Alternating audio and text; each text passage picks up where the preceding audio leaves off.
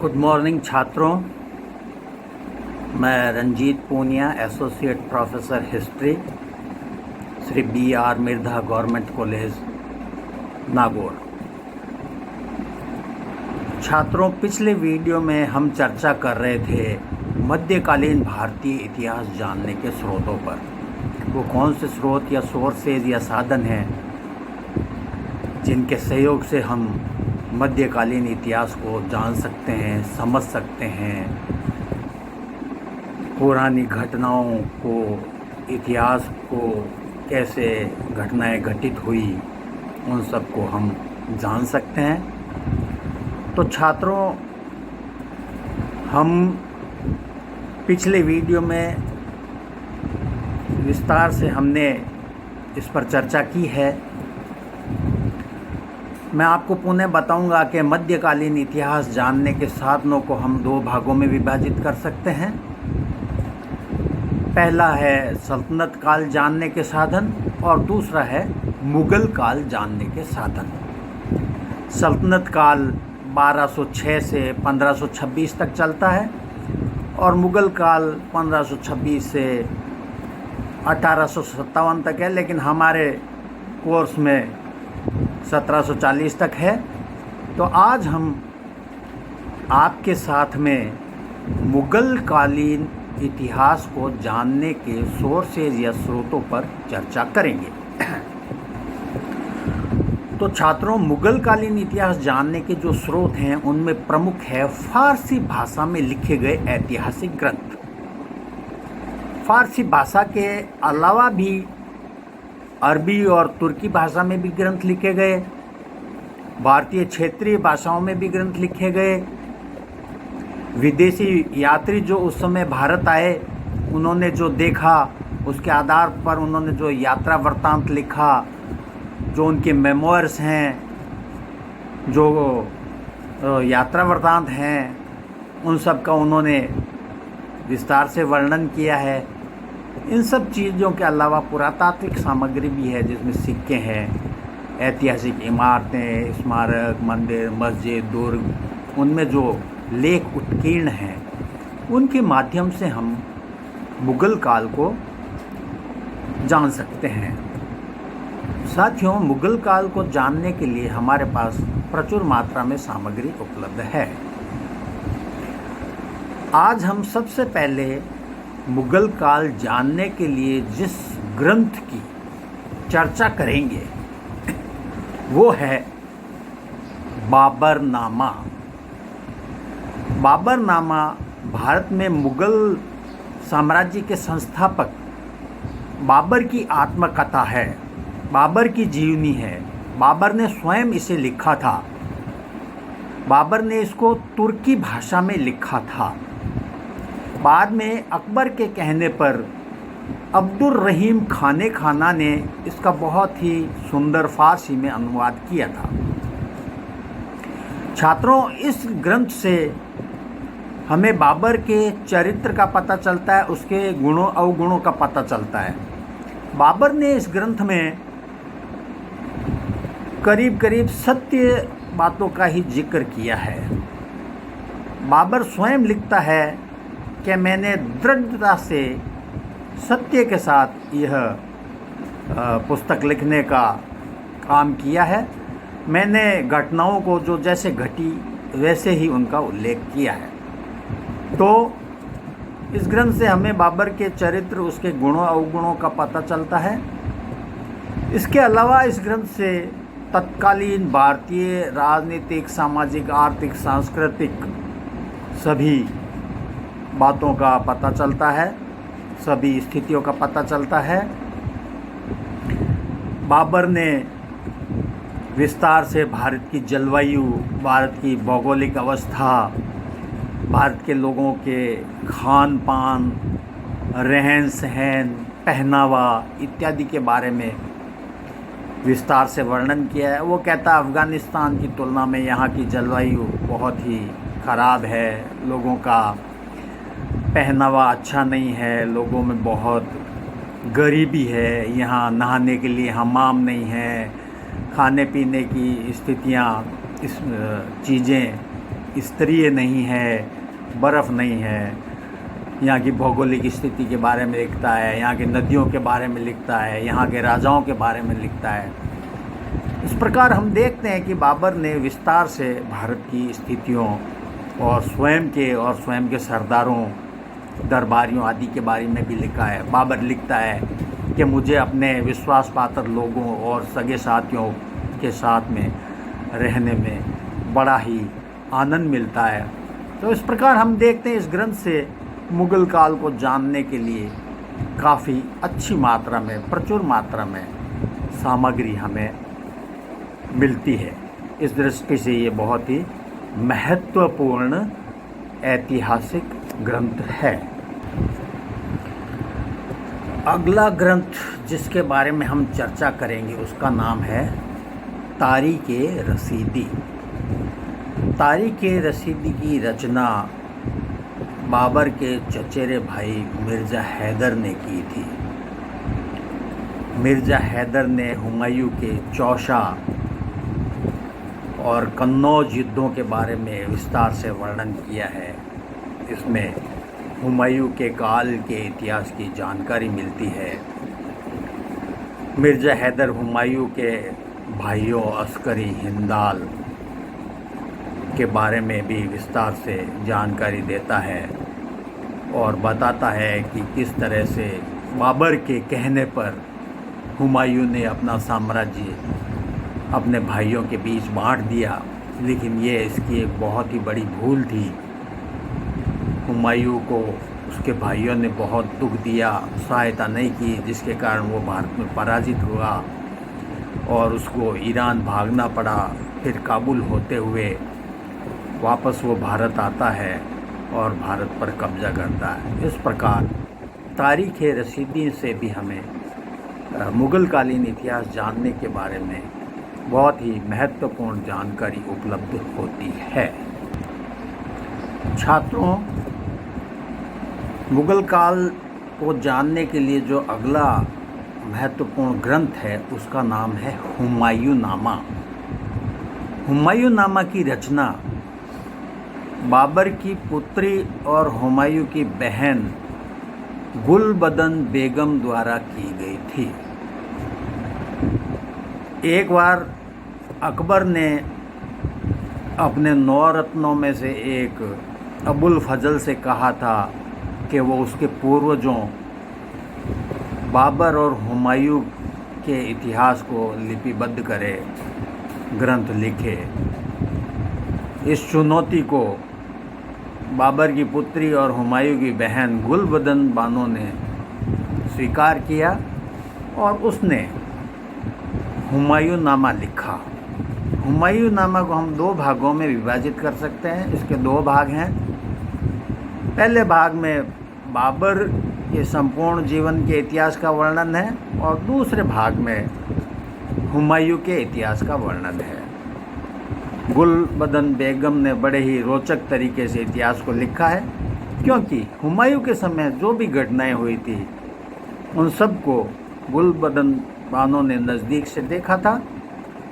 इसलिए उसने जो इतिहास लिखा है वो काफ़ी विश्वसनीय है। वह 1603 में उसकी मृत्यु हुई। तब तक वह अकबर के दरबार में रही और उसका दरबार में बड़ा ही रसूख था। वो लिखती है कि 1630 में बाबर की मृत्यु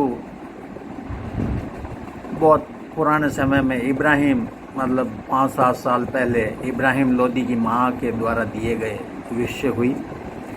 तो हम देखते हैं कि कुछ कुछ घटनाएं ऐसी भी है जो अतिशयोक्तिपूर्ण या सत्य के आसपास नहीं है, लेकिन मोटे तौर पर देखते हैं कि उसने जो इतिहास लिखा है वह इतिहास काफ़ी सत्य है और यह ग्रंथ मुग़ल काल को जानने के लिए बहुत ही विश्वसनीय है और बहुत ही महत्वपूर्ण है।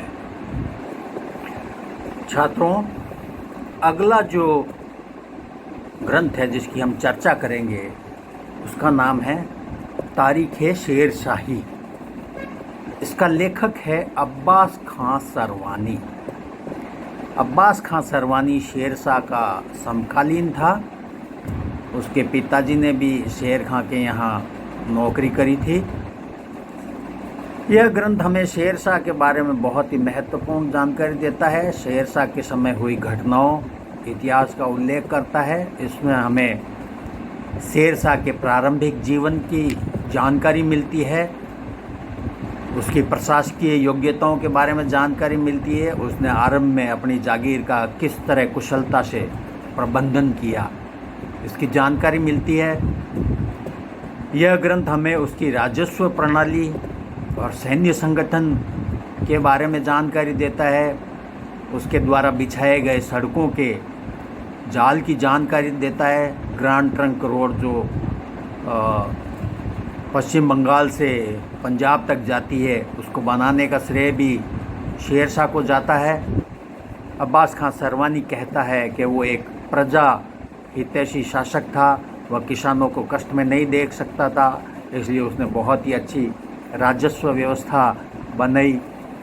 इस ग्रंथ की जो सबसे बड़ी कमी है वह है कि उसने तिथियों की जानकारी नहीं दी है, लेकिन थोड़ी बहुत कमियों के बावजूद भी यह ग्रंथ हमें मुगलकालीन इतिहास या शेर शाह के इतिहास को जानने में बहुत ही बड़ी महत्वपूर्ण सामग्री उपलब्ध कराता है।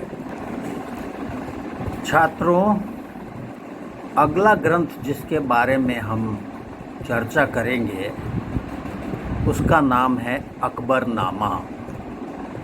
बहुत ही प्रसिद्ध ग्रंथ है, करीब करीब सभी विद्यार्थी इसके बारे में जानते हैं।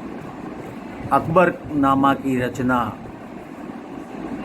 अकबर के नवरत्नों में शामिल अबुल फजल ने की थी। अबुल फजल का भाई अबुल फैज़ी था, वो भी अकबर के नवरत्नों में था। इसके पिता का नाम शेख मुबारक था, जो कि आपकी जानकारी के लिए मैं बता दूं कि नागौर के रहने वाले थे। अकबरनामा के आरंभिक भाग में अकबर के जन्म से लेके 70वें वर्ष तक का इतिहास है। दूसरे भाग में 17वें वर्ष से 46वें वर्ष तक का इतिहास है, और अंतिम भाग अकबरनामा का, जिसे आईने अकबरी कहते हैं, उसमें आगे का इतिहास है। इसमें अबुल फजल ने मुग़ल काल की विस्तार से जानकारी दी है, हर पहलू को छुआ है, सभी राजनीतिक, सामाजिक, आर्थिक, सांस्कृतिक घटनाओं का विवरण दिया है। 1602 में अबुल फजल की मृत्यु हो गई। अबुल फजल की मृत्यु जहांगीर के कहने पर वीर सिंह बुंदेला द्वारा उसकी हत्या करने के कारण हुई। इस प्रकार बहुत ही एक होनहार लेखक को जहांगीर के कहने पर वीर सिंह बुंदेला ने गर्दन काटकर हत्या कर दी। अन्यथा हो सकता है कुछ समय के लिए और ज़िंदा रहता तो और महत्वपूर्ण जानकारी हमें मिलती। तो ये ग्रंथ भी बहुत ही महत्वपूर्ण और उपयोगी है। छात्रों, अब हम जिस ग्रंथ के बारे में चर्चा करेंगे उसका नाम है मुंतखाब-उत-तवारीख। मुंतखाब-उत-तवारीख की रचना की थी अब्दुल कादिर बदायूनी ने। यह मुग़ल काल का एक बहुत ही प्रसिद्ध इतिहासकार है। यह अकबर के दरबार में रहता था, बहुत ही कट्टर सुन्नी मुसलमान था। इसके विचार संकीर्णता और धर्मांधता से भरे हुए थे। इसने मुंतखाब-उत-तवारीख की रचना की और इसको इसने 3 भागों में विभाजित किया। प्रथम भाग में सुबुक्तगीन से लेकर हुमायूं के मृत्यु तक का इतिहास है। सुबुक्तगीन कौन था? सुबुक्तगीन महमूद गजनवी का पिता था और काबुल का शासक था। दूसरे पार्ट में अकबर के जन्म से लेकर उसके शासन के 40वें वर्ष तक का वर्णन है। तीसरे पार्ट में इस पुस्तक में उसने सूफी संतों, कवियों, हकीमों आदि की जीवनियों और उनके विचारों का वर्णन किया है। उसने रामायण और महाभारत का भी फारसी में बहुत ही सुंदर अनुवाद किया। महाभारत का फारसी में जो अनुवाद है उसका नाम है रजमनामा। इस प्रकार इस ग्रंथ से भी हमें मुगल कालीन इतिहास को जानने में बहुत महत्वपूर्ण जानकारी प्राप्त होती है। छात्रों, अगला ग्रंथ जो है जिसकी चर्चा हम करेंगे उसका नाम है तुजुक-ए जहांगीरी। तुजुक-ए जहांगीरी की रचना जहांगीर ने और मुतामिद खां ने की थी। आरंभ का पार्ट जो लिखा है, इसके 2 पार्ट हैं। पहला पार्ट जहांगीर ने लिखा है और अंतिम 6 वर्षों का इतिहास इसका मुतामिद खां ने लिखा है। इस ग्रंथ से हमें हुमायूं के काल में हुई घटनाओं और इतिहास की जानकारी मिलती है। अगला जो ग्रंथ है जिससे हमें मुगल काल की जानकारी मिलती है वह है बादशाह नामा या पादशाह नामा। इसको 3 लेखकों ने मिलकर लिखा है। पहला पार्ट अमीन कजवीनी लिखता है जिसमें शाहजहां के जन्म से 10वें वर्ष तक का इतिहास है। अगला पार्ट हामिद लाहौरी लिखता है। इसमें शाहजहां के 10वें वर्ष से 20वें वर्ष तक के इतिहास का वर्णन है। तीसरा पार्ट मोहम्मद वारिस लिखता है जिसमें उसके 21वें वर्ष से 30वें वर्ष तक का इतिहास है। यह इतिहास भी ग्रंथ भी ऐतिहासिक दृष्टि से बहुत महत्वपूर्ण है और मुगल काल के बारे में हमें अच्छी जानकारी प्रदान करता है। अगला ग्रंथ जिसके बारे में हम चर्चा करेंगे वो है आलमगीर नामा। इसका लेखक है मोहम्मद कासिम। आलमगीर नामा में विस्तार से औरंगजेब के काल के इतिहास का वर्णन है। औरंगजेब का ही दूसरा नाम आलमगीर था। इसके अलावा इस ग्रंथ में औरंगजेब के भाइयों दारा, सुजा और मुराद के बारे में भी विस्तार से जानकारी दी गई है। इस ग्रंथ में शाहजहां के काल में, उसके जीवन काल में ही जो उत्तराधिकार संघर्ष हुआ जिसमें शाहजहां के चारों पुत्र संलग्न रहे, चारों के मध्य उत्तराधिकार युद्ध हुआ ताकि गद्दी पर कब्जा किया जा सके, उसका भी विस्तार से वर्णन है। अंत में इस उत्तराधिकार युद्ध में औरंगजेब की विजय हुई थी। उसने अपने सभी भाइयों को मारकर मुगल गद्दी को हथियाया और मुगल गद्दी पर बैठा। वह 1858 में शाहजहां के जीवन काल में ही अपने तीनों भाइयों को मारकर और शाहजहां को आगरे के किले में कैद करके गद्दी पर बैठा। इन सभी घटनाओं और उसके साउथ के जो आलमगीर यानी औरंगजेब अपने जीवन के अंतिम 25 वर्षों में साउथ में उलझा रहा, उसको गर्दन उठाने का भी मौका नहीं मिला। लगातार वहाँ पर विद्रोह होते रहे और वो विद्रोह दबाता रहा। इन घटनाओं का भी इस पुस्तक में बहुत ही विस्तार से और अच्छा उपयोगी वर्णन किया गया है। अगला ग्रंथ जिसकी चर्चा हम करेंगे वो है मुंतखब उल लवाब। इसकी रचना खाफी खां ने की थी। इस ग्रंथ में बाबर के प्रथम आक्रमण 1519 से लेकर अहमद शाह रंगीला तक के शासनकाल का वर्णन किया गया है। यह ग्रंथ औरंगजेब के इतिहास की दृष्टि से बहुत ही महत्वपूर्ण है। इस ग्रंथ में औरंगजेब के इतिहास को बहुत ही विस्तार से वर्णित या उल्लिखित किया गया है। अगला ग्रंथ है नुस्खा-ए-दिल कुशा। इसकी रचना इतिहासकार भीमसेन ने की थी, जिसका जन्म बुरहानपुर में एक सक्सेना परिवार में हुआ था। इसने बहुत ही विश्वसनीय इतिहास की जानकारी दी है।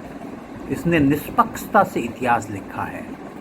इसने जैसी जो घटना हुई उसका निष्पक्षता से वर्णन किया है। इसमें मुगल काल के बारे में बहुत ही शानदार, अच्छी, उपयोगी जानकारी मिलती है। इसलिए यह पुस्तक भी बहुत ही महत्वपूर्ण है। अगला ग्रंथ जिसके बारे में चर्चा करेंगे उसका नाम है खुलासत उल तवारीख। इसका लेखक है सुजान राय खत्री। इसमें महाभारत के काल से लेकर के और औरंगजेब के शासनकाल तक की घटनाओं का वर्णन है।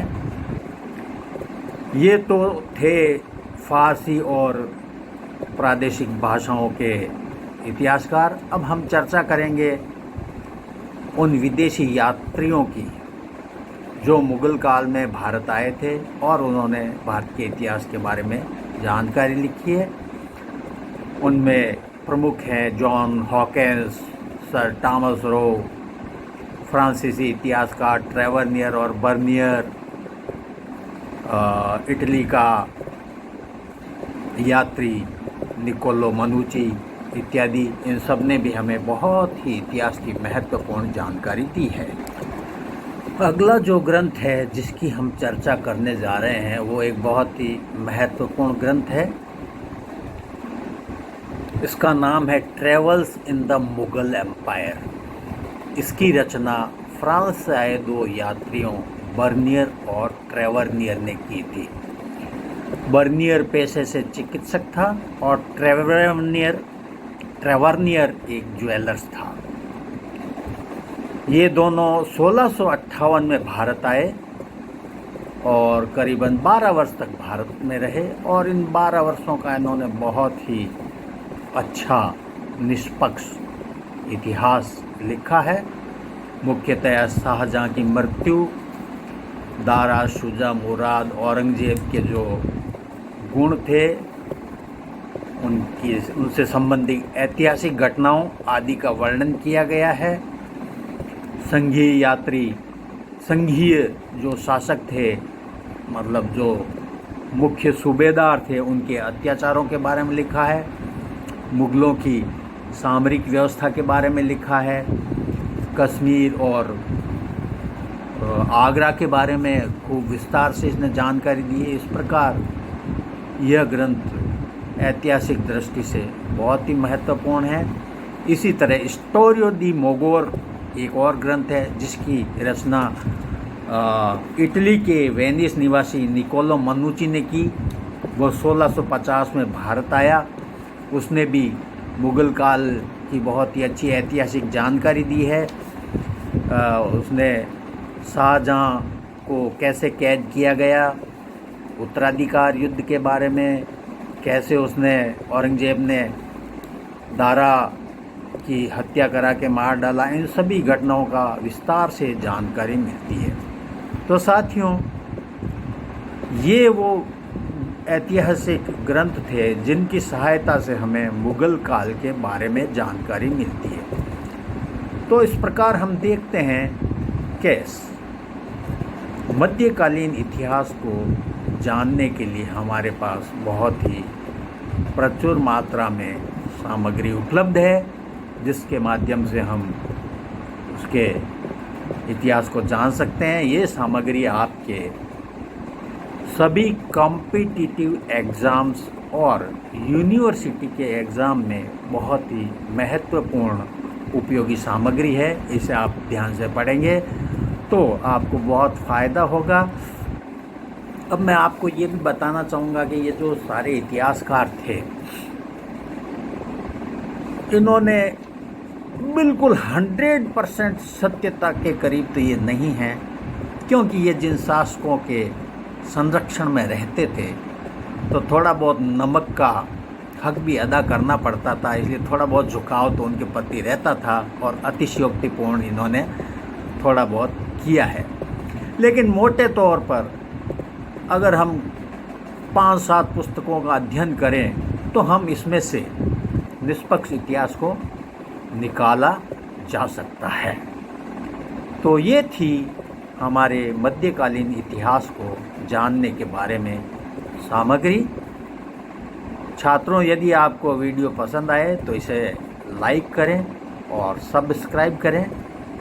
नेक्स्ट वीडियो में हम मध्यकालीन भारत का अगला टॉपिक लेंगे। Thank you.